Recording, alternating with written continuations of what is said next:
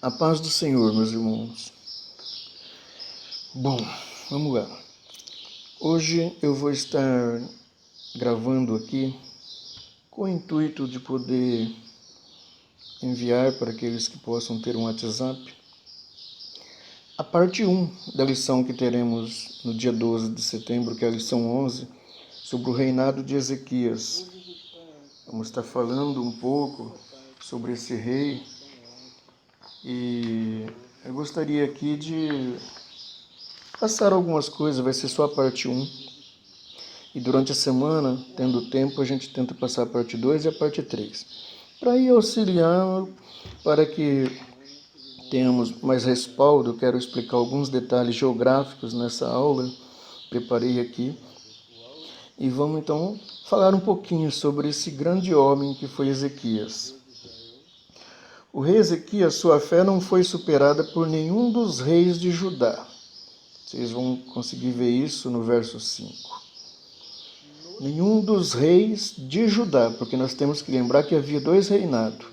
Nesse trimestre nós estamos tratando do reino do norte, que é o reino de Israel, e do reino do sul, que é o reino de Judá. E no caso dessa vez, nós falamos bastante dos reis do reino do norte, mas dessa vez falaremos de um rei que tem a ver com o reino de Judá, Ezequias. E Ezequias ele não dependia de nenhuma aliança com outras nações, como seus outros fizeram. Seus antepassados fizeram 1001 alianças para tentar não ter problema. E porque a bênção de Deus que estava sobre ele lhe era suficiente. Esse grande rei ele não se apartou dos caminhos do Deus Todo-Poderoso. O modo como o Senhor foi com ele, libertando-o de Senecaribe, era um sinal da sua grande fé, era um sinal da sua fidelidade e da justiça como ele agia. E nós vamos ver que o quanto vale a pena ser fiel a Deus em tempos de grande crise.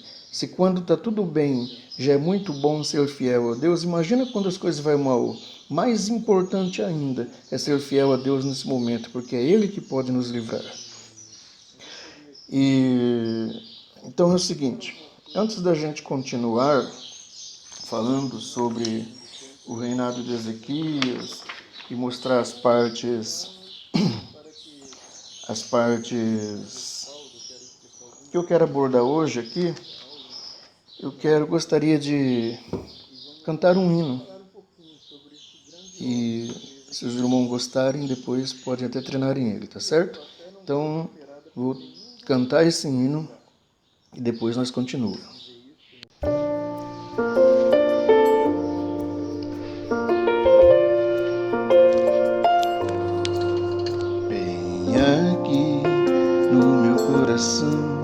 Sinto às vezes como um turbilhão que me ataca e joga no chão toda a esperança que restou então. Olho em volta e me sinto só, mesmo havendo gente ao meu redor, e percebo que o lugar melhor é ficar juntinho de quem é maior.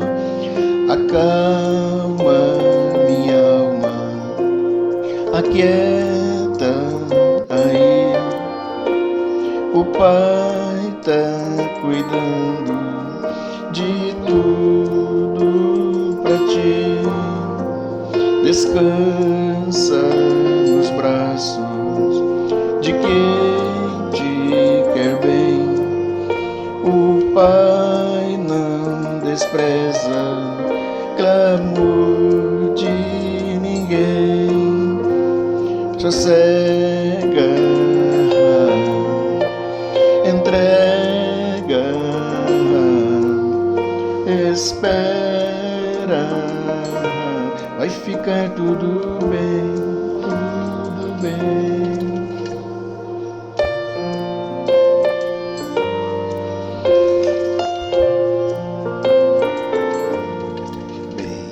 Aqui no meu coração já não sinto aquele turbilhão, e no chão só vou me prostrar, porque minha alma quer lhe adorar. Os meus olhos olham para o céu e recordam que Deus é fiel. É de lá que o socorro vem, porque seu cuidado sempre vai além, além. Amado da minha alma, descanso em ti. O teu refrigério é tudo pra mim. Tu tens o domínio de tudo nas mãos e sabe o anseio do meu coração. Sossego, entrego, te espero, vai ficar tudo bem, tudo bem. Acalma minha alma, aquieta aí. O Pai tá cuidando de tudo pra ti. Descansa nos braços de quem te quer bem. O Pai não despreza clamor de ninguém. Sossega, entrega, espera, vai ficar tudo bem, tudo bem.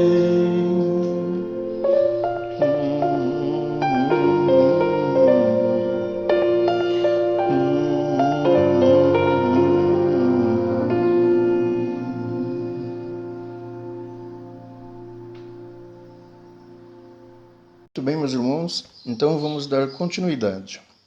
O texto áureo da lição diz: No Senhor, Deus de Israel, confiou de maneira que depois dele não houve seu semelhante entre todos os reis de Judá, nem entre os que foram antes dele. Segundo Reis 18:5. De quem está falando aqui? De quem que confiou no Senhor Deus de Israel, de maneira que depois dele não houve seu semelhante, ou seja, alguém que confiasse tanto quanto ele, e nem antes entre todos os reis de Judá. Observe que quando eu falo reis de Judá, não entra Davi, tá? E nem Salomão, porque eles eram reis de Israel antes do reino dividir. E o texto áureo aqui está falando dos reis de Judá após a divisão do reino. A verdade prática diz: Deus sempre ouve e guarda os sinceros de coração, que o obedecem e procuram agradá-lo. O recado é: procuremos sempre agradar a Deus. Então vamos lá. Antes, como hoje nós vamos estar falando de Ezequias, e Ezequias foi no reino de Judá, e eu sei que muitas vezes na igreja tem irmãos que pouco tiveram a oportunidade de ir na escola, irmãos que na época da sua juventude, da sua infância, que deveriam estar na sala de aula, os pais, por um motivo ou por outro, já levaram para trabalhar. Enfim, tem irmãos que não passaram por salas de aula e às vezes não têm um conhecimento geográfico. E como nas aulas a gente às vezes não apresenta um quadro, uma lousa, ou um data show ou vídeos, às vezes as pessoas ouvem, né, a palavra norte, sul. Nós falamos muito pouco entre leste, oeste, noroeste, nordeste e tal, mas temos falado no caso deste trimestre entre norte e sul. Então eu preparei um material aqui para facilitar um pouco essa compreensão. E eu vou estar passando o slide agora aqui. Então veja bem, vamos lá. Olha, nessa tela aí, nós temos uma linha vermelha que divide a tela. Essa linha está no sentido vertical. Eu até escrevi aí, se vocês lerem no meio da linha vertical. E essa linha divide a tela em duas. Nós temos o lado que está escrito de amarelo, que é o lado direito, e temos o lado esquerdo. O lado direito, eu coloquei ali, é o lado leste, ou você pode chamar ele de oriente. Então, quando na Bíblia você vê, e reis que vieram do oriente, ou isso, aquilo, povos do oriente, mesmo que você não esteja conseguindo enxergar, você vai conseguir saber o seguinte, é povos do lado direito em relação ao local que está sendo falado na Bíblia. Se estamos em Jerusalém, por exemplo, e fala, veio gente de oriente, então a gente do lado direito de Jerusalém. E do outro lado nós temos o lado esquerdo, que é o oeste ou o poente. Eu espero que ficou claro esse detalhe então. Então toda vez que você tem uma linha, que ela vem de cima para baixo ou de baixo para cima, que seja, e que divide dois espaços assim, o lado direito é leste, o lado esquerdo é oeste, ou que seja, o lado esquerdo é poente, o lado direito é oriente, ok? Qualquer coisa é só fazer um replay no vídeo para conseguir compreender. Vou passar para outra tela agora.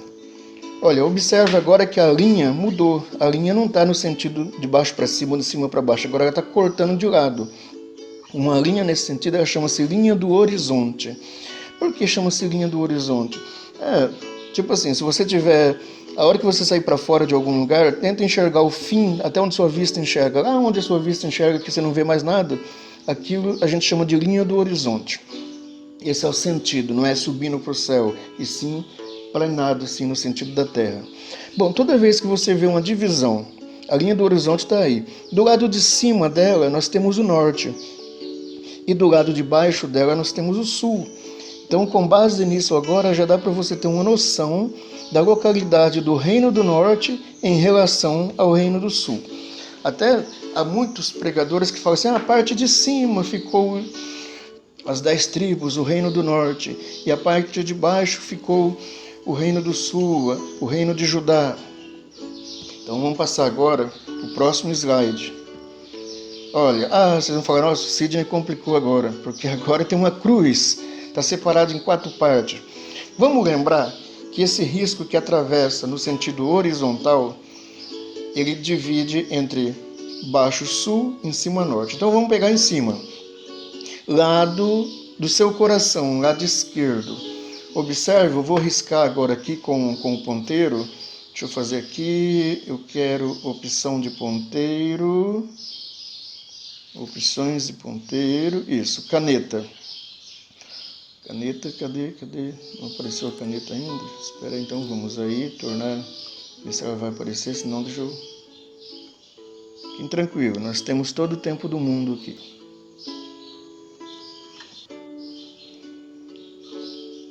Aqui, isto, opção de ponteiro, caneta, isso, está aqui. Ó, eu vou riscar agora aqui, ó, tô riscando de vermelho o norte. Então observe que isso aqui, ó, norte-noroeste. Ó, vou riscar embaixo do noroeste. Eu tô do lado do norte, que todo para cima é norte, mas eu dividi o norte em 2 partes. O lado norte, que fica pro lado esquerdo, que fica pro lado do oeste, chama-se norte-noroeste. E o lado do norte, vou prender para o outro lado aqui agora, riscar aqui o norte. Ó.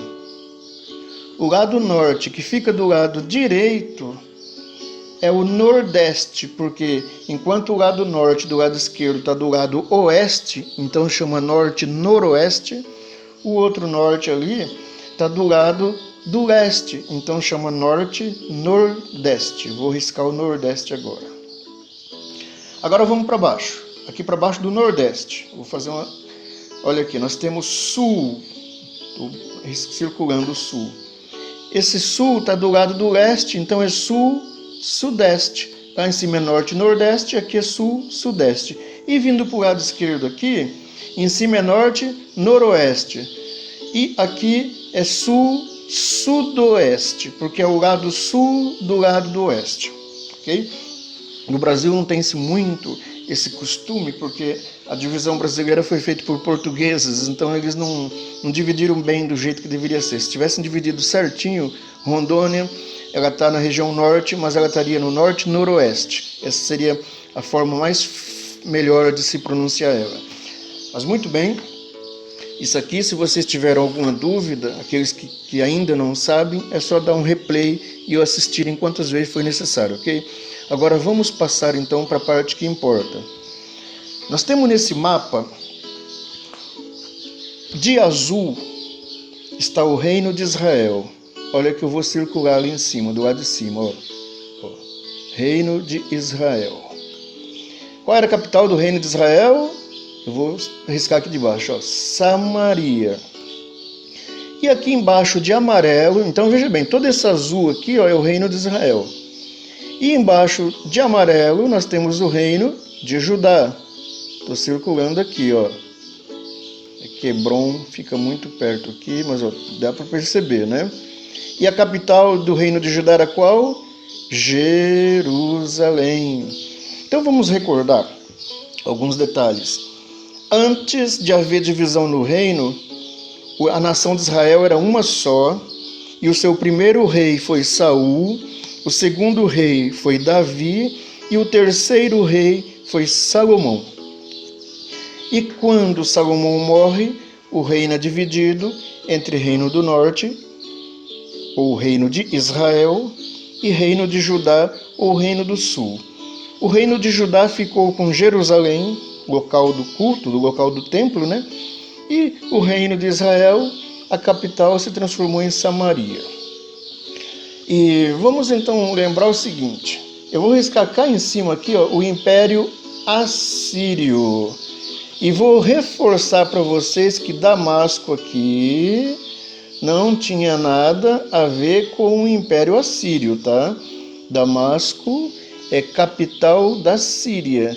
E nesse tempo aqui, do tempo e da época desses recortes aqui, fazia-se parte do reino arameu de Damasco. Mas hoje em dia, por exemplo, Damasco é capital da Síria, e mesmo na época deixa eu lembrar o nome aqui, tivemos uma lição esses dias atrás, esqueci o nome daquele personagem que veio até Eliseu para ser curado da lepra, mas ele era de Damasco e já era Síria, não tem nada a ver com a Síria. A Síria é um país e a Assíria foi um império, ok? Bom, olha onde ficava, para vocês terem uma comparação. Se nós for voltar na tela anterior, nós podemos dizer que Israel estaria aqui e que a Assíria estaria aqui, ó, no norte e nordeste de Israel. Vamos voltar lá. Aqui nós temos tribos aramaicas, aqui nós temos o reino de Amon, aqui nós temos o reinado de Moabe, o reino dos Moabitas, aqui nós temos as tribos Nebateia, aqui nós temos, e olha que grande, eu vou circular, hein? O reino, até Petra, a cidade das pedras está aqui, ó. O reino de Edom. O reino de Edom. Na próxima lição, sem ser essa que nós estamos comentando aqui, vocês vão ver o quanto o reino de Edom foi prejudicial para o reino de Judá antes dos caldeus virem e os levarem cativos. Temos aqui tribos árabes e aqui nós temos os estados filisteus. Temos Gaza, temos Ascalão, temos Asdod e assim vai. Aqui nós temos o mar Mediterrâneo e esse azulzinho aqui, ó, que eu vou fazer zigue-zague aqui, é o mar Vermelho, tá? Aqui não está escrito, mas é isso. Temos aqui no Reino do Norte a cidade de Jericó, Betel, Jafa, Siquém, Gerasa e a capital Samaria. Onde tem a estrelinha assim, ó, é a capital. Mar Mediterrâneo. E em cima temos o estado Fenícios. E para alguém, se alguém quer ver, temos até o Acre, ó, nos estados fenícios. Temos Biblos, Beirute, Sidom, Tiro, a famosa Tiro, né? E assim por diante. Bom, eu espero que isso tenha facilitado a compreensão em relação geográfica de onde fica cada lugar. Então vamos pensar aqui, o reino de Judá está aqui, de amarelo. Então no sul do reino de Judá, vou riscar descendo, olha, aqui ó, fiz a setinha. Para baixo do reino de Judá, ou seja, ao sul de Judá, tem o reino de Edom. A leste de Judá tem o reino de Moabe. A oeste do reino de Judá está os filisteus, e a norte do reino de Judá está o reino de Israel, que é o reino do norte. Esse foi um momento da gente mostrar um pouquinho a posição geográfica, ok? Espero que isso tenha facilitado a compreensão de localidades. Agora, nós vamos começar a falar relativamente sobre a lição de hoje. Bom, meus irmãos, aqui nós vamos dar continuidade, então, ao nosso estudo. Nós vamos, então, vou fazer a leitura aqui, leitura bíblica em classe, que ela está em segundo livro dos Reis, no capítulo 18, e temos os versículos de 1 a 3, depois os versículos 13, 18 e 29. Depois vamos para o capítulo 19, versículos de 1, versículo 5 a 7, versículo 15, 16, versículo 20 e versículo 21. Mas eu falo para vocês lerem os capítulos 18 e os capítulos 19 por completo. Assim fica mais fácil, tá? Vocês que estão em casa, por exemplo, pode ter esse tempo de fazer essa leitura para ter uma compreensão mais abrangente. 2 Reis, capítulo 18, versículo 1. E sucedeu que no terceiro ano de Oséias, filho de Elá, rei de Israel, olha o reino do norte, começou a reinar Ezequias, filho de Acás, rei de Judá, reino do sul. Tinha 25 anos de idade quando começou a reinar e 29 anos reinou em Jerusalém. E era o nome de sua mãe, Abi, filha de Zacarias. E fez o que era reto aos olhos do Senhor, conforme tudo o que fizera Davi seu pai. Agora vamos para o versículo 13 do capítulo 18 ainda. Porém, no ano 14º, ou seja, quando tinha 14 anos que Ezequias reinava,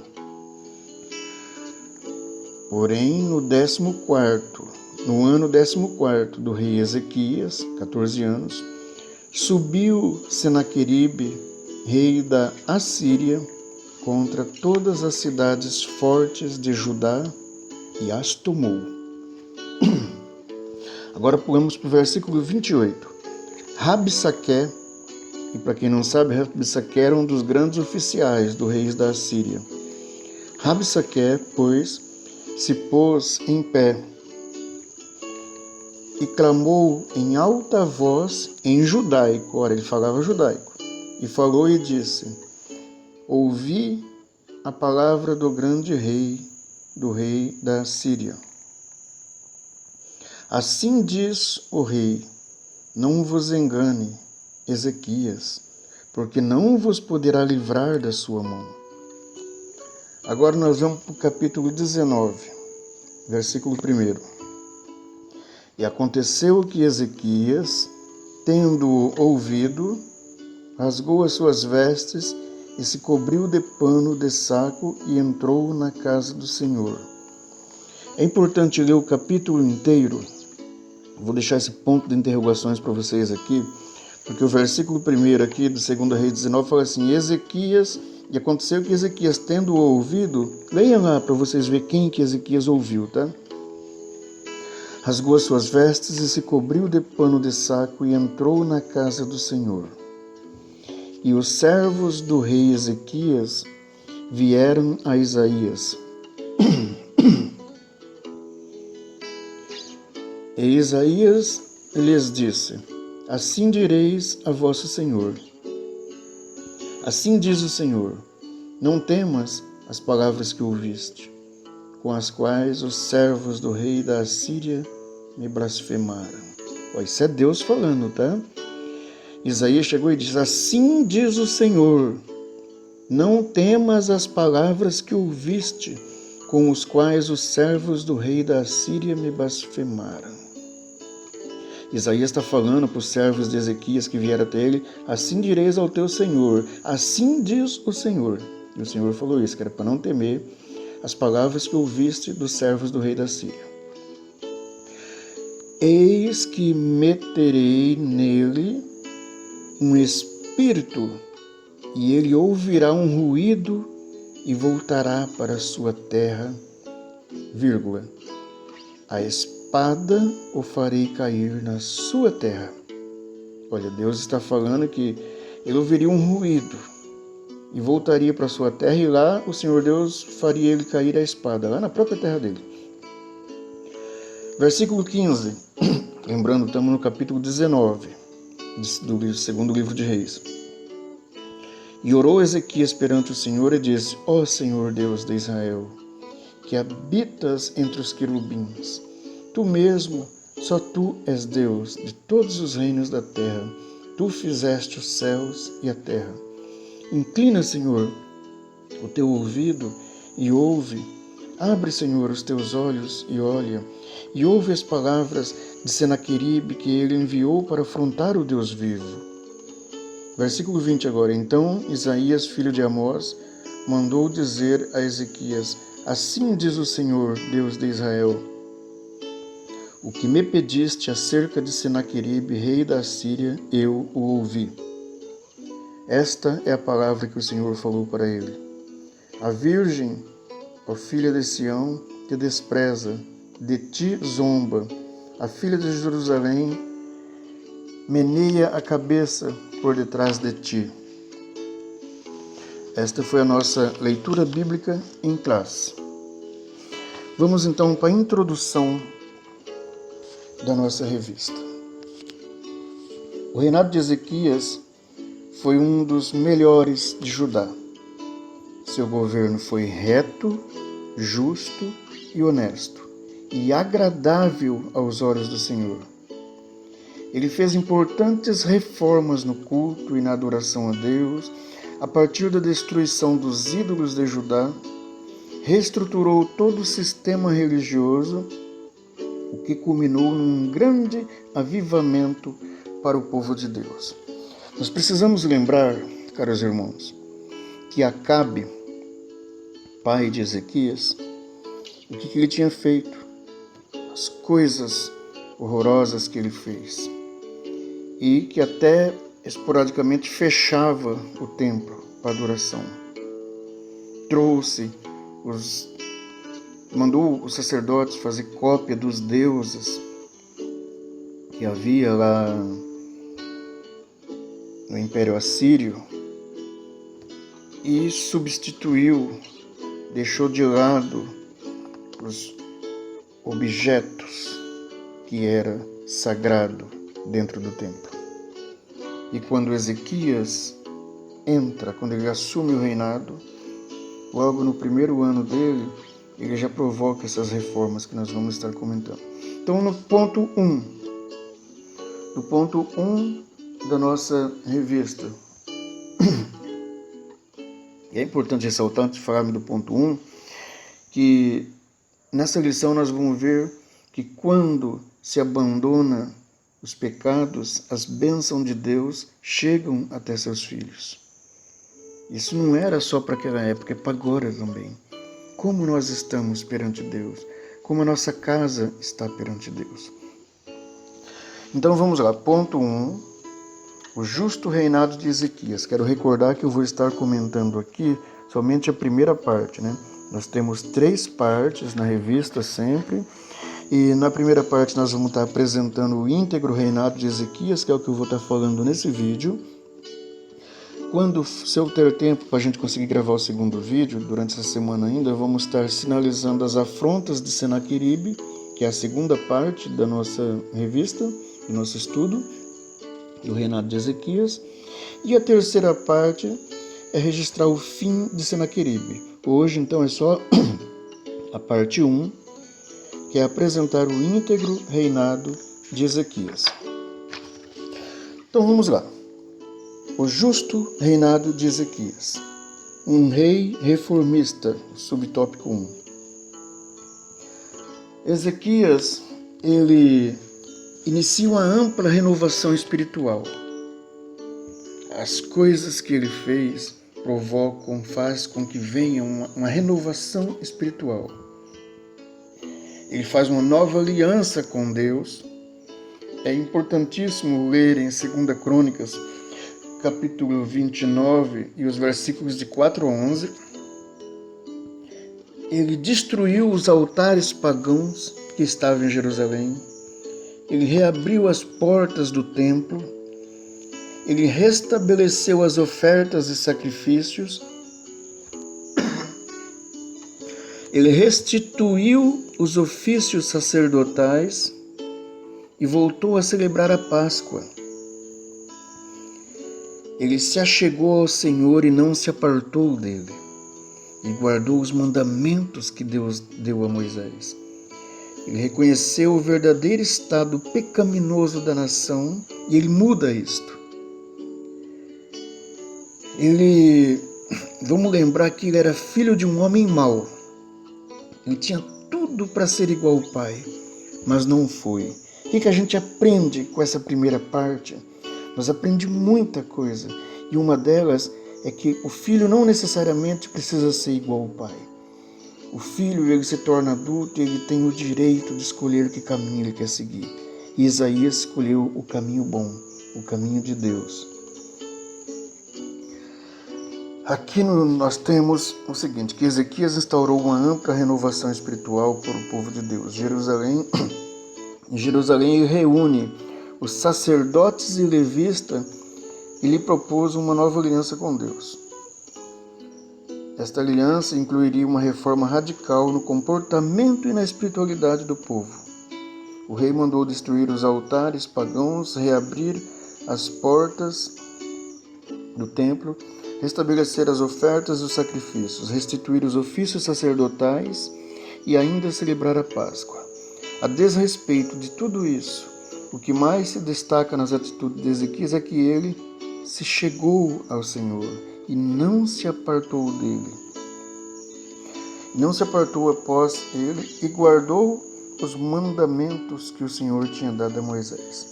Assim o rei Ezequias tinha um coração disposto a fazer a vontade de Deus no reino de Judá. Por isso, ele reuniu os sacerdotes, demais levitas e lideranças para reconhecer o verdadeiro Deus, para reconhecer o verdadeiro estado pecaminoso da nação. Ezequias tinha um coração quebrantado e por isso ele foi um reformista. Irmãos, veja bem, outra coisa que a gente aprende aqui. Ele vendo o estado pecaminoso que o reinado de Judá estava, ele vendo que tinham se afastado da verdade, que havia sido trazido, colocado dentro do templo, idolatria. Ele sabendo que precisava de mudanças, ele faz o quê? Ele não vai sozinho lá. Ele chama os maiorais. Leiam, eu vou repetir de novo, leiam 2 Crônicas 29, de 4 a 11. Ele chama a liderança, ele chama os sacerdotes e os levitas. Vão para lá, vão adorar a Deus, vão reconhecer que necessitam de Deus, vão reconhecer que estão em pecado e vão abandonar essa situação. Vão tirar para fora e quebrar os objetos idólatras que estão lá. E o Senhor se agrada disso. Nós devemos, repito, nós devemos estar ao lado de Deus. Se estamos fora dele, voltamos para ele. E quando a gente se volta para o caminho de Deus, as bênçãos vêm. O Senhor Deus é o mesmo ontem, hoje e eternamente. E o seu agir também. Vamos agora para o ponto 2 da nossa revista. A purificação dos lugares sagrados. Eu vou estar lendo esse texto completo. Vocês sabem que normalmente eu não leio todo o texto. Em geral, vocês têm a revista.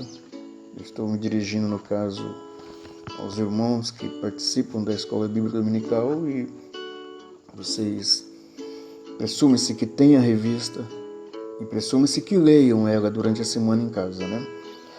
A purificação dos lugares sagrados. Com a convocação de Ezequias, os sacerdotes e os levitas se reuniram e se prontificaram a purificar e santificar a casa do Senhor. Olha bem, com a convocação do rei, né, os sacerdotes e levitas se reuniram e se prontificaram a santificar a casa do Senhor. Retiraram e jogaram fora todas as coisas impuras que estavam no templo e restabeleceram o culto e os sacrifícios conforme a lei de Moisés. Restabelecer, meus irmãos. Eles tinham parado. Eles tinham parado de realizar os sacrifícios contínuos que, conforme a lei de Moisés, aquela lei que foi dada lá quando Deus instituiu a construção do tabernáculo e toda aquela lei, os rituais do sacrifício. A purificação foi tão completa que no relato do segundo livro de Crônicas, no capítulo 29, os versículos 18 e 19, a palavra todos é repetida várias vezes no texto. Nada ficou de fora. O quão bom foi isso, a purificação dos lugares sagrados. Isso faz com que a presença de Deus se volte para ali. Quando a gente purifica o nosso modo de viver, quando a gente purifica a nossa casa, quando a gente deixa a nossa casa dentro dos caminhos do Senhor, o Senhor sente prazer em estar nela. Nós precisamos estar atento para ver se há dentro da nossa casa alguma coisa que entristeça o Senhor, porque aí o Senhor não terá prazer em estar nela. Nós precisamos estar atento nisso. E são detalhes às vezes tão minuciosos que muitas pessoas podem não perceber. Qual conteúdo literário eu tenho dentro de casa? Que tipo de som sai do rádio que eu tenho em casa? O que é passado no televisor que eu tenho em casa? Eu tenho controle disso? Ou sou obrigado de vez em quando de ir lá e parar, porque entrou algo que eu não estava esperando e entrou lá para passar? Todas essas coisas nós devemos realmente, com atenção, ficar em observação. Bom, vamos lá. Ponto 3. A adoração nacional.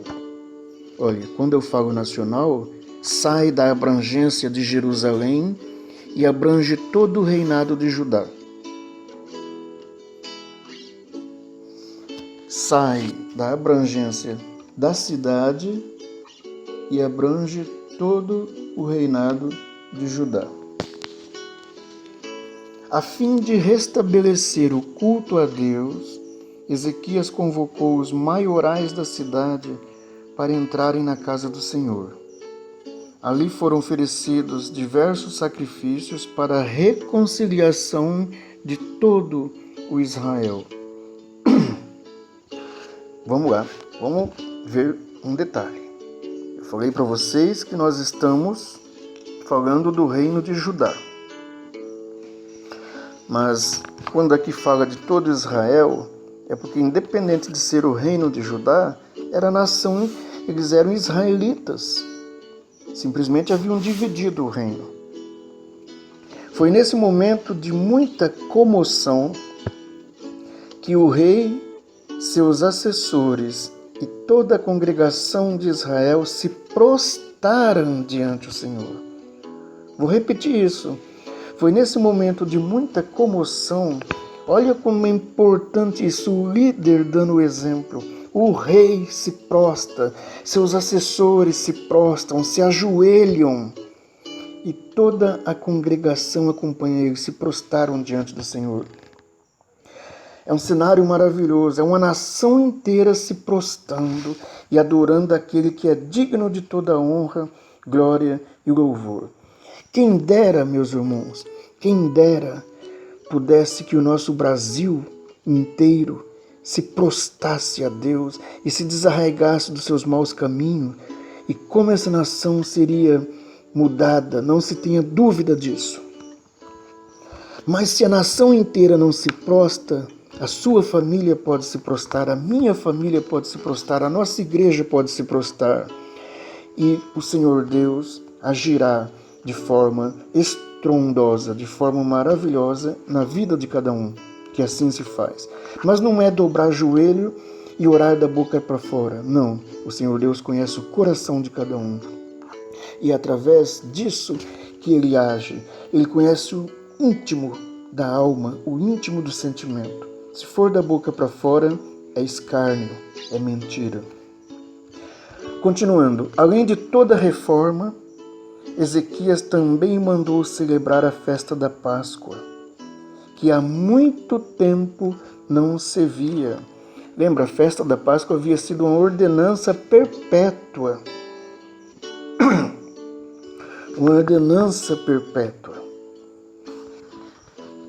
Todos foram convidados a participar, e olha que bacana, inclusive as tribos do norte, as 10 tribos do reino de Israel.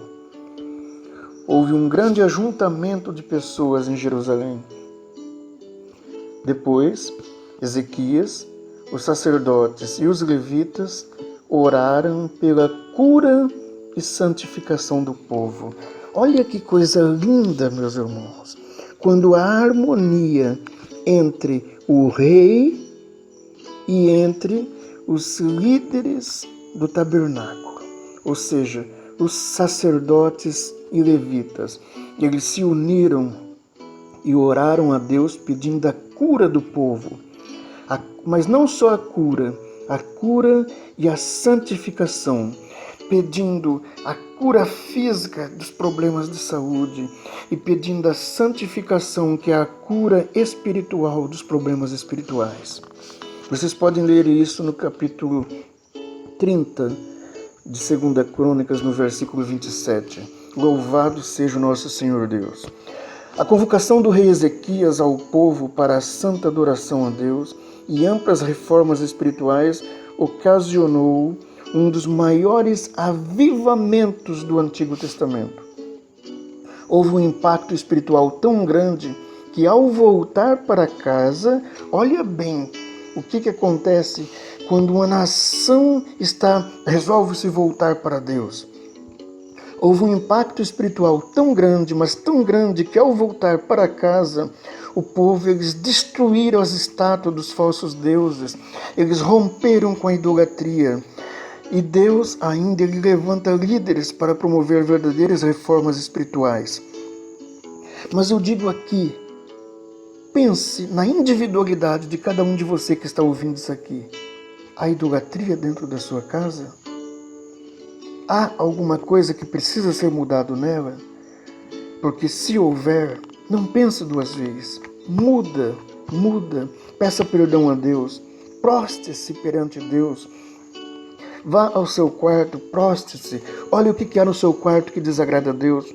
Olha o que há na sua cozinha que desagrada a Deus. Olha o que há na sua sala que desagrada a Deus, no seu banheiro, no seu quintal. Retire tudo isso. Ajoelhe-se, ore a Deus e peça bênçãos à sua família e à sua casa. E aí vai um pouquinho mais longe, peça para o seu vizinho, para o seu bairro, para a sua cidade, para o seu pastor, para o seu município, para o seu estado e para o seu presidente. Nós devemos. O Senhor Deus não despreza clamores. Resumi nesse capítulo o subtópico do tópico 1, que é apenas essa parte que nós vamos estar falando hoje. Quando nos voltamos para Deus, as mudanças de comportamento e atitudes são inevitáveis, pois sua santidade, ela mexe conosco, ela nos constrange, ela transforma. Quando você realmente está com Deus, a vida muda. Você se sente mal ao pensar aquilo que não agrada a Deus. Você se sente mal ao realizar aquilo que não agrada a Deus. Qual é a diferença entre o escolhido e não escolhido? Ambos pecam. A diferença está em enxergar que esse ato ocorreu. Se arrepender de verdade. Não há arrependimento se não houver tristeza no coração. Alguém que está falando que se arrependeu e está dando risada é mentira. Quando você vê alguém que diz que é religioso, que diz que segue a Deus, que diz que se converteu e conta seus pecados antigos dando risada e se vangloriando deles, essa pessoa está longe de um arrependimento, de ter entendido e compreendido e sentido o que verdadeiramente é um arrependimento. Ficamos nesse momento, meus irmãos, nessa primeira parte. São 3 partes, hoje nós comentamos apenas a primeira parte, o justo reinado de Ezequias. Espero que isso tenha sido uma bênção na vida de cada um que estiver ouvindo. Que a graça de nosso Senhor Jesus Cristo esteja com cada um. Amém.